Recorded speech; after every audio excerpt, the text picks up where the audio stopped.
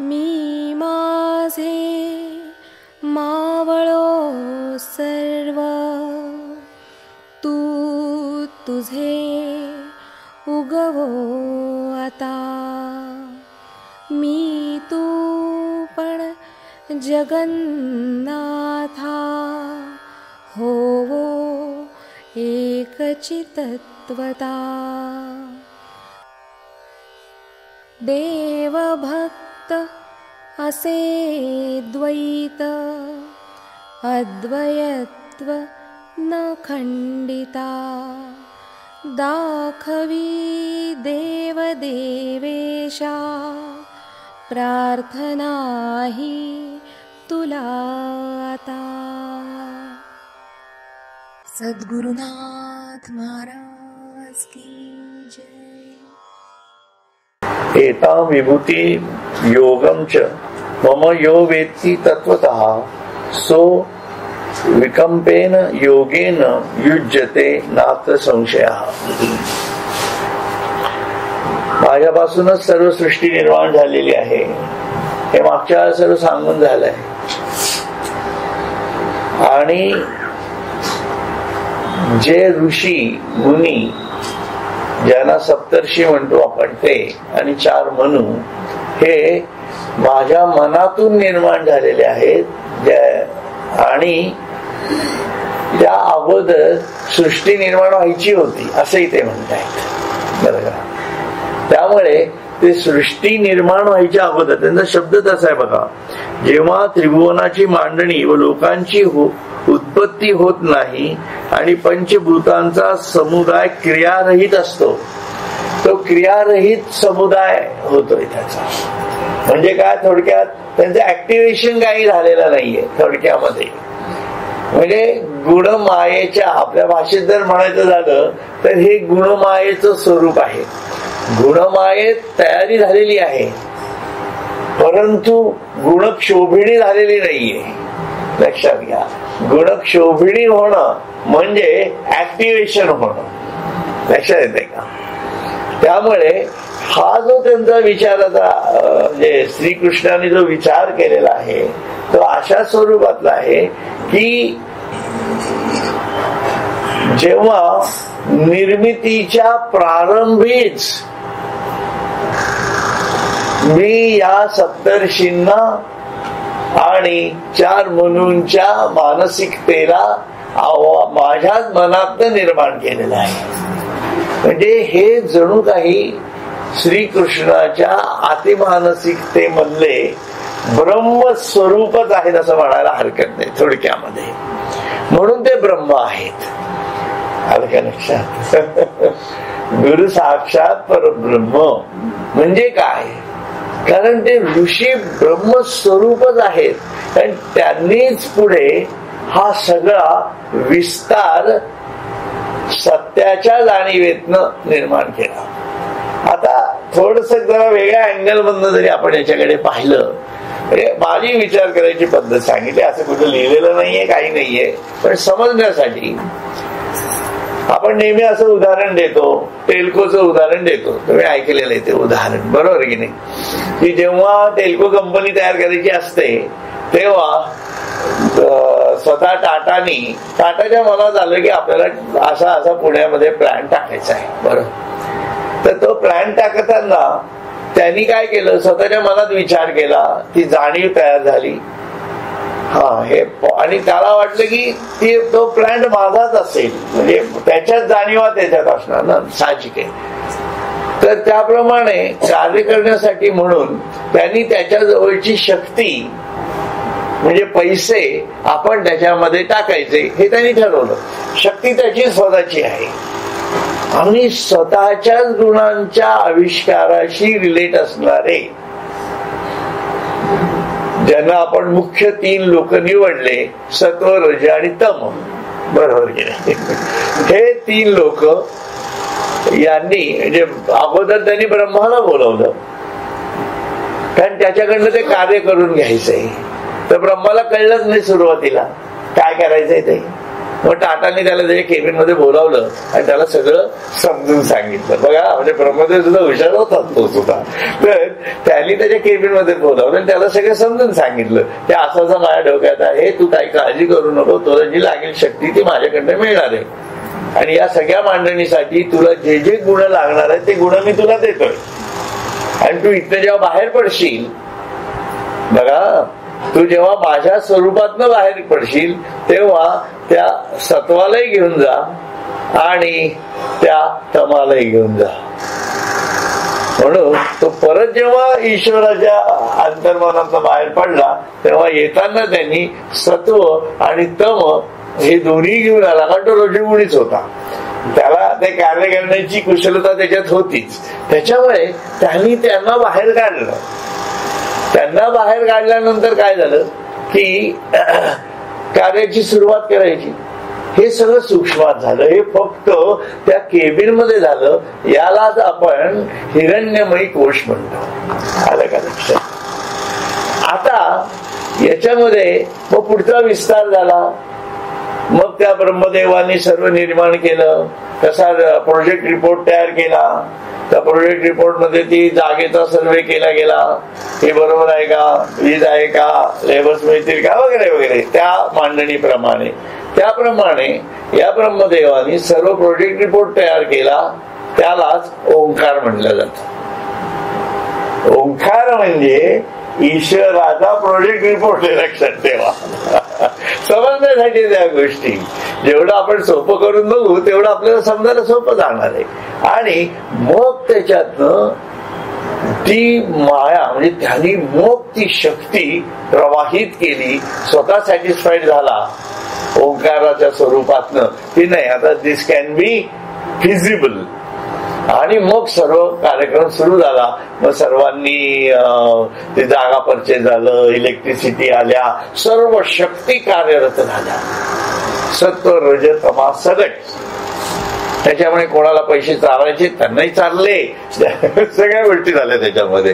काय घडलं नाही असं नाही, कारण ते यशस्वी करायचे. काय करायचंय, टेल्को कंपनी उभी करायची आहे, ब्रह्मांड निर्माण करायचंय. त्याच्यामुळे तमही लागणार आहे, सत्वही लागणार आहे आणि कर्म करायची शक्तीही रजोगुणही लागणार आहे. त्याप्रमाणे मांडणी करत करत मशिनरी आली. त्याचा विस्तार झाला.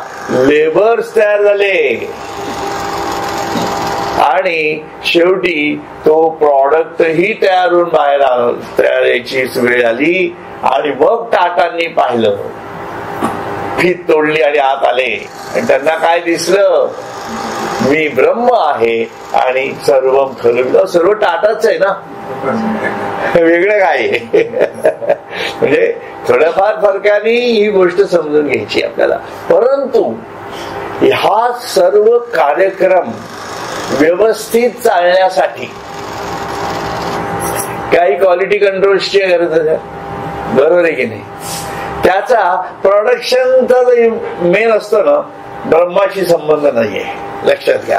ब्रह्मदेव हा प्रोडक्शन इन्चार्ज आहे. डायरेक्टर प्रोडक्शन काय तुम्ही त्याला नाव काही द्या, बरं का. हा सत्वगुणाचा विष्णू आहे आणि तमोगुणाचा शिव, आपण शंकर म्हणतो. शिव सुद्धा नाही, शंकर म्हणतो. तर हे जे आहे हे ते डायरेक्टर्स त्या त्या लेवलच्या कामाच्या सूत्रांसाठी आणि त्यांच्या खाली काम करणाऱ्या सर्व विविध देवदेवता शक्ती स्वरूपात काम करतायत आणि त्यांचे नियम घालून दिलेले आहेत. त्या नियमात काही बदल होत नाही, ते नियम तसेच आहेत. आणि त्याच्यातनं जी निर्मिती होती आहे संपूर्ण जीवांची निर्मिती, त्या जीवांच्या उन्नयनाची निर्मिती, कारण प्रोग्रेस आहे, डेव्हलपमेंट आहे, हे सर्व व्हावं लागणार आहे. वेगवेगळे प्रोडक्शन्स आहेत. नुसतं एकदा ट्रक तयार केला की आयुष्यावर ट्रकच नाही तयार करायचा आहे, नॅनोही करायची, ती फेलही जाणार आहे कधीतरी, आणि परत दुसऱ्याही गाड्या आणायच्या आहेत. म्हणजे हे आणि विविध अंगोपांगाने मग टाटा स्काय पण तयार करायचं आहे.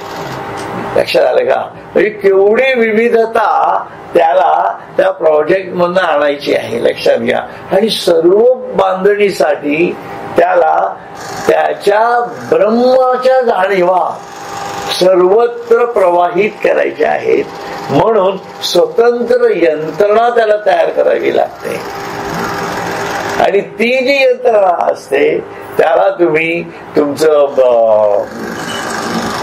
मानव कुठलं ते असतं ना, कुठलं डिपार्टमेंट म्हणलं ते आमच्या HR म्हणा, असं एक वेगळं डिपार्टमेंट असतं आणि क्वालिटी कंट्रोल म्हणून एक वेगळं डिपार्टमेंट असतं. ही दोन्ही डिपार्टमेंट डायरेक्ट याला डायरेक्टर म्हणजे मूळ मालकालाच कॉन्टॅक्ट करत असतं. लक्षात घ्या, आदल्या मधल्याला ते कॉन्टॅक्ट करत नाहीत. तसे हे ऋषीमुनी जे आहेत हे त्याच्या संकल्पातनं निर्माण झालेले आहेत. लक्षात आलं का? कारण यांना तुम्ही कसं बसतं करा, हे खरं आहे असं मानायला तर पाहिजेच. नाही मानलं आपण तर ते म्हणतील की तू तुमच्या मार्गाने बघा, असं सगळं म्हटलेलं आहे त्यांनी. आता कृष्णाला आपण ओव्हरकम कसं करणार? आपण करू शकत नाही होत. म्हणजे आपण करू याप्रमाणे या सृष्टीच्या पूर्वी मीच एक असतो, मग त्या माझ्यापासून मनाची उत्पत्ती होते व त्या मनापासून सप्तर्षी व 4 मनू उत्पन्न होतात. मग ते लोकपाळांना उत्पन्न करतात, लोकपाळ तेथील जनांना उत्पन्न करतात. अशा प्रकारे लोकांपासून अनेक प्रकारची प्रजा निर्माण होते. याप्रमाणे येथे हे जग म्हणजे मीच खरोखर विस्तारलो आहे. पण हे माझ्या वचनावर दृढ विश्वास असल्यामुळे ज्याला पटेल त्यालाच कळेल. म्हणजे परत सांगायचं असं आहे, नाही ऐकलं तर परत आहेच धपाटा, तसा प्रकार झाला ना तो. आता अभ्यास तर काय समजून तर घ्यायलाच पाहिजे ना. तुम्ही कसं काय म्हणणार? तुम्ही डार्विनला खरं मानू शकताय का?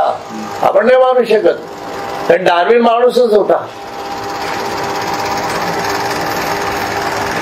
आणि म्हणजे थोड्याफार फरकाने मी कॉन्ट्राडिक्ट करत नाहीये, पण योगी अरविंदांनी जी कर्मविकासाचा सिद्धांत मांडलेला आहे तो सुद्धा फेल होतो ना इथं. मग आपण असं कसं म्हणू शकतो की दगडातनं हे झालं त्याच्यातनं ते झालं वगैरे वगैरे? डार्विनशी ते रिलेट होते. पण आता ऋषीमुनी जे पूर्वी तयार अष्ट जे काय आपण सप्तर्षी तयार झालेले आहेत, मनू तयार झाले आहेत, ते काय दगडात न झाले काय? हे चुकतंय कुठेतरी. हे खेदाने म्हणावं लागतं. श्रद्धा ज्यांच्या आहेत त्यांच्या ठेवा, मला काही त्याच्याबद्दल म्हणायचं नाहीये. पण तत्वज्ञान असं सांगते, ज्ञानेश्वरांचं आणि भगवद्गीतेचं तत्वज्ञान हे सांगते. म्हणून हा विषय मी थोडासा मागच्या वेळेला टच केला आणि आता पुढे घेतोय. त्याच्यामुळे हे त्या लोकांना जे अशा जे तत्वज्ञानाचा किंवा सायंटिफिक मार्गाने जाणारे आहेत किंवा योगी अरविंदांचा हल्ली बराच कल्ट तयार होतो आहे, तर त्या लोकांना हे डायजेस्ट होत नाही. प्रॉब्लेम आहे तो तिथं आहे. लक्षात घ्या, आपल्याला काहीच फरक पडत नाही. ते डायजेस्ट हो नो, आम्हाला काय मिळवायचं ते आपल्याला मिळवायचं, लक्षात ठेवा. त्याच्यामुळे आपल्याला तर काही कृष्ण सोडायचं नाहीये, बरोबर आहे की नाही? कारण इतके वर्षानुवर्ष ज्ञानेश्वरांसारखे अध्वर्यू निर्माण झाले ज्या तत्वज्ञानातनं, एवढे ऋषीमुनी ज्या तत्वज्ञानातनं निर्माण झाले, अख्खी नाथ परंपरा संजीवन ज्याच्यातनं झालेली आहे, त्या परंपरेला आपण असं कॉन्ट्राडिक्ट नाही करू शकणार आहोत. आपलं काहीतरी चुकतं आहे असा विचार सद्भक्ताच्या मनात यायला पाहिजे.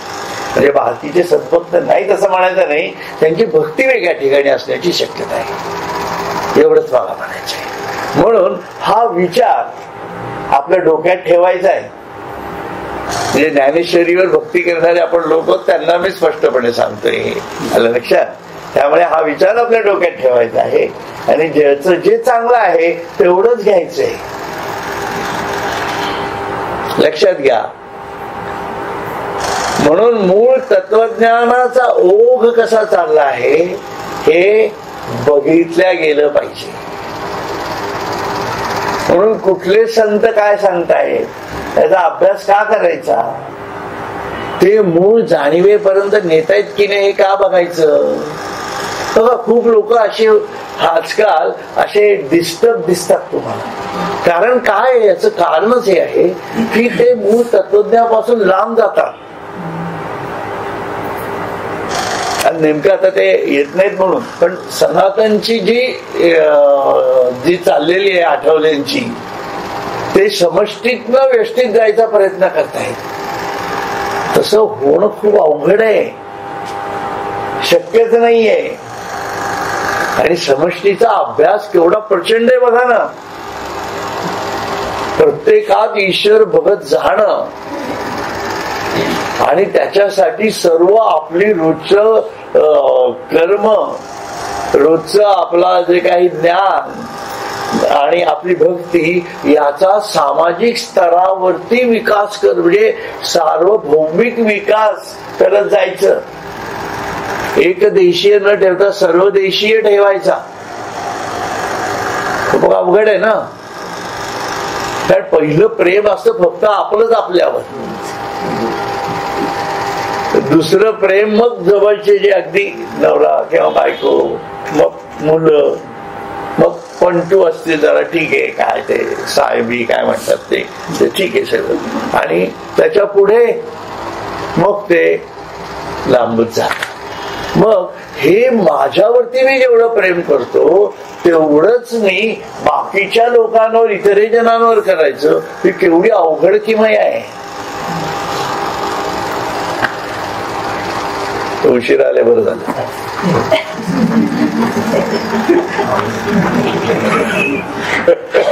बरोबर. हा बरोबर. तर हे असं गणित आहे. त्याच्यामुळे हे खूप जाणून घेतलं पाहिजे ना, की कारण आपण आपलं जीवन सर्वस्व देत आहे हो तिथं. असं नाहीये काही करत. मग आपलं जर जीवन मूल्य तिथं जर आपण हे करतो आहोत, तर त्या जीवन मूल्याचा आधार सुद्धा असा काहीतरी सुदृढ आणि खूप घट्ट अशा स्वरूपाचा पाहिजे. ही भूमिका आपल्याला ज्ञानाच्या जाणीवेतनं, बुद्धीच्या जाणीवेतनं स्थिर करता यायला पाहिजे. त्या भूमिकेतनं मी म्हंटल तुम्हाला, म्हणून एताम विभूतीम योगम च मम यो वेत्ती तत्वतः तो विकंपेन अविकंपेन योगेन युज्यते नात्र संशय. हा माझा जगरूपाने विस्तार व जगत रूपाशी ऐक्य जो कोणी यथार्थ दृष्टीने जाणतो. अगोदर जाणतो म्हणते हा त्याने बघा, तो माझ्याशी अचल असे ऐक्य पावतो. आता श्रीकृष्णाशी जर अचल ऐक्य पावायचं असेल तर श्रीकृष्णाच्या प्रत्येक शब्दावर विश्वास ठेवायला पाहिजे ना. या वाक्याशी मी थांबलो. मी जेव्हा अभ्यास करत होतो याचा, तेव्हा किती जवळजवळ 1 वर्ष 6 महिन्यापूर्वीचा असेल खूप. तर तिथं माझ्या डोक्यामध्ये हा विचार आला की हे असं कॉन्ट्राडिक्ट होत आहे, हे डार्विनच्या सिद्धांताशी जुळत नाहीये.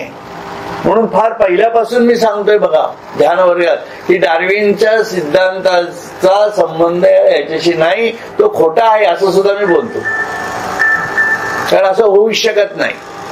माकडातनं माणूस निर्माणच होऊ शकत नाही. हा माकडाची डेव्हलपमेंट माकडाप्रमाणे होईल. हा उद्या तो फोन घेऊन मोबाईल पाहिल, पण तो माकडच असणार आहे, लक्षात ठेवा. बरोबर आहे ना. आताची माकड का नाही मानव झाली? आताची मानव का नाही झाली हा विषय येतो परत. मग ती संस्था अजून का चालू आहे? माकडी संस्था, अमिबा संस्था अजूनही आहे. त्याच्यामुळे हा डार्विनचा सिद्धांत तिथं फेल होतो. म्हणून तसं नाहीये. म्हणून प्रत्येकाची निर्मिती स्वतंत्र आहे असं आपलं तत्वज्ञान मानतं. आणि 84 लक्ष योनी या स्वतंत्र आहेत आणि त्या योनीमध्ये डेव्हलपमेंट आहे. ओके, आणि त्या डेव्हलपमेंट प्रमाणे मग ते 14 भुवनांमध्ये काय त्यांचं स्थिरस्थावर असेल, त्यांची जी काही जीवनातली जंगम प्रॉपर्टी असेल ते घेऊन ते तिथं राहतात. प्रारब्ध संचित क्रिया एवढी जंगम प्रॉपर्टी आपली कुठली प्रॉपर्टी आहे की नाही. त्यामुळे तिथं ते राहतात. हा झाला वस्तुस्थितीतला फरक. आणि पहिला जो मी सांगितला तुम्हाला की ही निर्मिती दगडातनं झालेलीच नाहीये. It is totally contradictory to Yogi Arvind. Totally contradiction आहे. आता योगी अरविंदांना आपण काय असं म्हणू शकत नाही, ते तर मोठेच होते, बरोबर आहे की नाही. पण त्यांनी जे तत्वज्ञान निर्माण केलं ते फॉरेन लोकांसाठी केलं की काय असं वाटतं. मग काय केलं, फक्त आपल्या लोकांना ते मॅचच होत नाही कुठं. म्हणून मी नेहमी म्हणतो की त्यांनी ज्ञानेश्वरी वाचली असती तर बराच उहापोह कमी झाला असता त्यांचा. त्याची कारण ती आहेत. कारण हे पटतच नाही ना, मग याच्यात बसतच नाही ना. आणि श्रीकृष्णाला जर जाणून घ्यायचं असेल तुम्हाला तर तो जे म्हणतोय ते मान्यच करायला पाहिजे. मग त्यांनी स्वतः म्हटलेलं आहे की माझ्यापासूनच सप्तर्षींची निर्मिती झाली आणि माझ्यापासूनच ऋषीमुनी 4 मनूंची निर्मिती झालेली आहे. म्हणजे ते ब्रह्मस्वरूपच होते. माझ्या मनातनं झाली म्हणजे माझ्या अतिमानसिकतेतनं झालेली आहे ती. आणि त्या अतिमान आणि त्याच्यानंतर मग पुढच्या हा विश्वरचनेचा भाग आला. तो मी तुम्हाला ओंकाराच्या जाणीवान वगैरे वगैरे वगैरे सर्व सांगितलं, बरोबर आहे. हे तत्वज्ञान त्यांच्या याच्यात बसतच नाही कुठं. आणि त्याच्यामुळे उपनिषदांपासून आलेलं तत्वज्ञान खरं त्यांनी खूप अभ्यास केलेला आहे. आपण असं म्हणणं पण चुकीचं आहे खरं तर. त्यांनी असं का मांडणी केली हा मोठा प्रॉब्लेम आहे खरं तर. कारण ते खूप कॉन्ट्राडिक्टरी होतं. आणि त्याच्यामुळे काय होतं, लोकांमध्ये भेद निर्माण. प्रॉब्लेम आहे तो आहे, आध्यात्मिक भेद निर्माण होतो. बाकी तुम्ही योग वासिष्ठाचा अभ्यास करा, तुम्ही उपनिषदांचा करा, तुम्ही पुराणांचाही करायला हरकत नाहीये, ज्ञानेश्वरीचा करा, तुमच्या दासबोधाचा करा, भागवताचा करा. त्या कुठलाही अभ्यास केला तुम्ही, हा तर आपला मराठीतला झाला, उत्तरेकडचा करा, दक्षिणेकडचा करा, याच्या कुठल्याही तत्वज्ञानामध्ये भेद नाही होते. भेद होतो तो फक्त यांच्याच तत्वज्ञानामध्ये. असा प्रॉब्लेम येतो. त्याच्यामुळे ते लोकांना कळत नाही. आणि आपल्यासारखे जे मराठी भूमीतले जे जीन्स आलेले आहेत त्यांना ते डायजेस्टच होत नाही. ते ज्ञानेश्वरांच्या पेक्षाही मोठे झाले वगैरे असं मानणं हे म्हणजे मग कुठेतरी हे कमी पडतं ना. मग या तत्वज्ञानात कमी पडतं असा प्रकार आहे. कृष्णाने म्हटलंय आणि त्यांनी गीतेचा अभ्यास केला. हो, मी तेच म्हणतोय. आणि उपनिषदांचाही केलेला आहे त्यांनी. ज्ञानेश्वरी नाही वाचलेली हे मला मान्य आहे, पण हे कृष्णानेच सांगितलेलं आहे, असं नाहीये. म्हणूनच मी सांगतोय तुम्हाला हे का कॉन्ट्राडिक्टरी होत आहे. म्हणजे याच्यावरती चर्चा व्हायला पाहिजे खरं तर. पण ते कसं होतं, कोणी कोणाचं कशाला दुखवायचं, कोणाला ज्याच्या त्याच्या श्रद्धा जाऊ दे मोरदे त्याचा तो बघेल, ही भावना आहे आपली. परंतु सडेतोड सांगणं, सडेतोड म्हणण्यापेक्षा सत्य निष्ठेने सांगणं हा पण महत्वाचा भाग आहे. त्याच्यामध्ये भावना दुखवणं हा विषय नाहीये. पण सत्य काय आहे, म्हणजे त्यांनी काय सत्य सांगितलं ते त्यांनी सांगितलेलं सत्य आहे. पण माझ्यासमोर जेव्हा दोन्ही सत्य येतात तेव्हा मी कुठला विचार करायचा. कृष्णाने सांगितलेलं खरं मानायचं, त्या योगी अरविंदांनी म्हटलेलं खरं ठरायचं. नॅचरली मी कृष्णाने म्हणलं तेच खरं मानणार, नॅचरल आहे ते. कारण माझी त्याच्या प्राप्तीचीच इच्छा आहे. आणि योगी अरविंद पण कृष्णापर्यंत गेलेले आहे. मग तिथं गेल्यानंतर भेटून बोलून त्यांच्याशी आता कशाला डोक्यात सोडून तिथं वाद घालू आहे की नाही. पण काय माहितीये का, अध्यात्मामध्ये खूप गोष्टी अशा आहेत, व्यवहारामध्ये सुद्धा आपण पाहतो की ज्या गोष्टी आपल्याला हे देह असताना कळत नाही. त्यातल्या थोडक्यात गोष्टी म्हणजे कुठल्या असतात की ईश्वरावर विश्वास ठेवणे न ठेवणे, आहे की नाही. ईश्वर आपल्याकडे बघतोय, तो कशाला बघतोय आपल्याकडे, अशा काही समजुती असतात. या सर्व goष्टी ज्या आहेत या सर्व गोष्टी देह पातानंतर कळतात. पण तेव्हा जीवन गेलेलं असतं ना. जीवन गेल्यानंतर मग श्रीकृष्ण म्हणतो ते बरोबर आहे असं करण्यापेक्षा आत्ताच श्रीकृष्ण बरोबर आहे असं मानणं आणि त्याचा अभ्यास करणं हे जास्त संयुक्तिक आहे असं मला वाटतं. बरोबर का चूक ज्यांनी त्यांनी ठरवावं. म्हणजे तुम्ही रामगडला आलेले बरीच लोक आहेत तिथं, म्हणून हे स्पष्टपणे मी मांडतोय, लक्षात घ्या. कारण काय प्रभाव कुठल्या क्षेत्राचा आपल्यावर पाडायचा आहे, कुठल्या फोकसमध्ये यायचंय आपण, हे आपण ठरवायचे. आपला जो मार्ग दिलेला आहे, गुरुप्रतिष्ठ मार्ग जो आहे, तो ज्ञानेश्वरांपासून आलेला आहे. आणि स्वामी स्वरूपानंद, स्वामी विद्यानंद या भूमिकेतनं आपण पुढे चाललेलो आहोत, लक्षात घ्या. त्यामुळे आपला मार्ग ठरलेला आहे. याचा अर्थ बाकीच्यांशी काही हे करायचं आहे असातला भाग नाही. बाकीच्यांचा अभ्यास करायचाच आहे, पण बाकीच्यांचा अभ्यास करताना कुठं कॉन्ट्रडिक्शन मला वाटलंच नाही आतापर्यंत कधी. म्हणजे वाटलंच नाही कॉन्ट्रडिक्शन, ते त्यांची उदाहरणं देतोच ना, मरणाचे स्मरण असावे, आहे की नाही. आपण हा विचार करतोच, पण इथं हे आपण म्हणू शकत नाही असं, म्हणून मी हा मुद्दा इथं तुमच्यासमोर मांडला. तरी तो विसरून जाऊ आपण आणि फक्त श्रीकृष्ण काय म्हणत आहेत तेच बघू. पण हे माझ्या वचनावर दृढ विश्वास असल्यामुळे ज्याला पटेल त्यालाच कळेल, म्हणून हे पटण्यासाठी ते जाणून घेणं महत्वाचं आहे. आणि ते जाणून घेण्याचा मार्ग जो आहे तो मी तुमच्या समोर माझ्या छोट्याशा बुद्धीप्रमाणे सांगितला की हे असं असेल. कारण ही जी ऋषीमुनींची जाणीव आहे हे गुरुतत्व आहे, लक्षात घ्या. म्हणून तोही प्रश्न आपल्याला तिथं सुटतो की ब्रह्मदेव जेव्हा बाहेर आले रजोगुण नाभिस्थानातनं, तेव्हा त्यांना कळेना. तेव्हा गुरूंनी सांगितलं की तू तप कर. कुठल्या गुरूंनी सांगितलं? हे सप्तर्षी, हे ऋषी यांनी सांगितलं तू तप कर. कारण ते डायरेक्ट अतिमानसात आलेले तो, आले का लक्षात? ते गुरुतत्व आहे.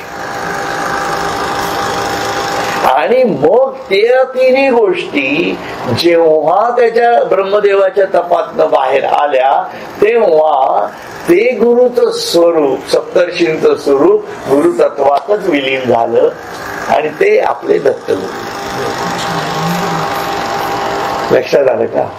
कारण सत्वरजतम ती आणि ईश्वराची शक्ती एकत्रित झाली आणि कार्याला जेव्हा सुरुवात झाली तेव्हा मग सप्तर्षींचं कार्य संपलं ना. ते चांदण्यात जाऊन बसले.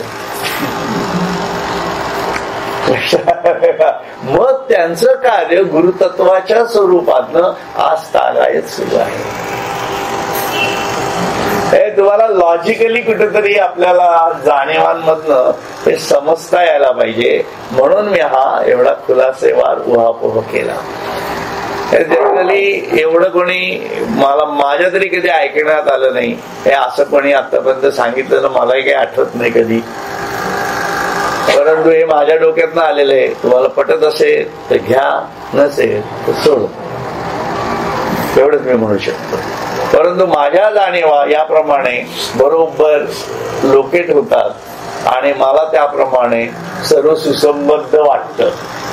म्हणून हे सर्व सुसंबद्ध वाटलं पाहिजे ना, सुसंवादित्व यायला पाहिजे ना. नाही तर हार्मोनी कशी येईल? मला कायम डोक्यात हाच प्रश्न की हे अगोदर कसे काय झाले तयार, हा प्रश्न राहणार ना. आणि परत कृष्ण सांगतायत असं ते कॉन्ट्राडिक्ट होतं. ते तुम्हाला किती लोकांना हा माझा विषय कळलाय मला माहित नाही, पण सगळ्यांना कळलाय असं गृहीत धरून मी पुढे जातो आता, बरं का. म्हणून ते काय म्हणतात बघा, ते एतां विभूती एतां विभूतीं योगम च मम यो वेत्ती तत्वतः. हा माझा जगरूपाने विस्तार व जगत रूपाशी ऐक्य जो कोणी यथार्थ दृष्टीने जाणतो तो माझ्याशी अचल असे ऐक्य पावतो, यात संशय नाही.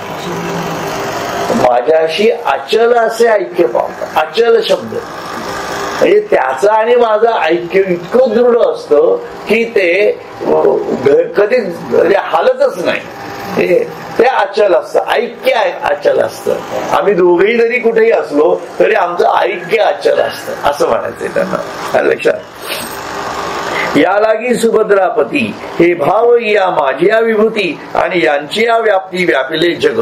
म्हणून सुभद्रापते अर्जुना हे सर्व अस्तित्वात आलेले कार्य पदार्थ माझ्या विभूती आहेत व यांच्या योगाने सर्व जग व्यापलेले आहे. म्हणजे आता आपल्याला प्रत्येक गोष्टीमध्ये श्रीकृष्णाची जाणीव कशा प्रकारे आणायला पाहिजे. म्हणजे सर्वम खलुइदम ब्रह्म जी कृष्ण बघतोय ती भूमिका आपल्याला साधनेच्या स्वरूपामध्ये आणता यायला पाहिजे. म्हणून 24 तासाच्या जीवनामध्ये प्रत्येक वेळेला ही जाणीव आतून, भले आता मला वाटत नसेल पण आतून बुद्धीला तर वाटलं पाहिजे की ही व्यक्ती ईश्वराने निर्माण केली आहे, ही व्यक्ती ईश्वराने निर्माण केली आहे, ही व्यक्ती ईश्वराने निर्माण केली आहे, ही व्यक्ती ईश्वराने निर्माण केली आहे. माझ्याबद्दल विश्वास असणारे ईश्वराने निर्माण केले, माझ्याबद्दल प्रेम असणारे ईश्वराने निर्माण केलेले आहेत, माझ्याबद्दल माहिती नसणारेही ईश्वराने निर्माण केलेले आहेत. ही जाणीव आपल्यामध्ये वाढवता यायला पाहिजे. आणि ह्या जाणीवेला वाढीला स्वतःची वैयक्तिक साधना पण वाढत जशी जाते तेव्हा तो यज्ञ जो म्हटलेला आहे एक आत्मजाणीवेचा यज्ञ जो आपल्या मनाच्या मार्फत चालणार आहे आणि दुसरा जो निर्गुणाच्या जाणीवेचा यज्ञ जो बुद्धीच्या मार्फत चालणार. बघा म्हणून तिथे बुद्धीचा यज्ञ म्हटलंय ज्ञानेश्वरांनी. का बुद्धीचा यज्ञ? कारण तिथे बुद्धी वापरावी लागणार आहे. मनाच्या यज्ञाला काय करावं लागतं? मी ब्रह्म आहेच हे तो श्वासोश्वासालाच गणत असतो. पण बुद्धीला बाहेर पण ब्रह्म आहे बुद्धीला समजून सांगावं लागतंय. ती भ्रांती घालवावी लागते आणि ती भ्रांती जशी जाईल तशी विरक्ती पण येणार आहे आणि त्याच्यातनं अजून आतला अनुसंधान वाढणार आहे. आणि दोन्ही यज्ञ जेव्हा एका जाणीवेत पोचतील तेव्हा ते अवभृत स्नान होणार आहे. अध्यात्माच्या ईश्वराच्या जाणीवेनी तो प्रो धरून न्हावून निघणार आहे. तो परब्रह्मची मनुष्य वेखे ओळखतो. ऐसा प्रतीती रसाचा ओतला भाव. प्रतीती रसाचा ओतला भाव प्रचितीचा भाव असं म्हणलं. खूप छान आहे ते. म्हणून तो त्यांनी काय म्हणले? ऐसा प्रतीती रसाचा ओतला भाव म्हणून भक्ता माझी राव आणि ज्ञानी. कारण दोन्ही गोळ जाणीव आल्या ना त्याच्यामध्ये, स्वतःच्याही आल्या आणि सर्वत्र ब्रह्म आहे हे साधना आहे. लक्षात घ्या. म्हणून ही आत्मज्ञानाची साधना आहे आणि विश्वज्ञानाची पण साधना आहे. विश्वस्वरूपाच्या ओळखीची पण आहे. म्हणून स्वरूपात विश्वरूप कसं आहे आणि विश्वरूपात स्वरूप कसं आहे या दोन्ही साधना एकत्रितपणे कराव्या लागतात. आणि त्याच्यासाठी मार्ग एकच आहे की मी माझे मावळो सर्व. खूप म्हणजे एवढा 4 ओव्यांमध्ये सर्व अध्यात्म बस्त केलेले बघा. मी आतापर्यंत याच्या पलीकडे कधी काही सांगितलं का तुम्हाला?